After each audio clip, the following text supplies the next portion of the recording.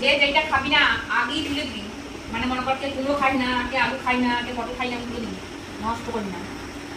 আমাকে দিবি না আগে আগে।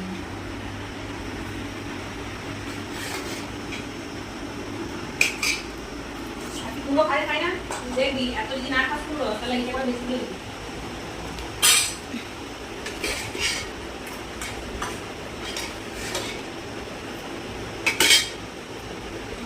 আমাকে তার 5টা দিবি বসিরি পাস। তোর পাঁচটা দিব দিবি না, তারপর যে পার গিয়েছে নিবি।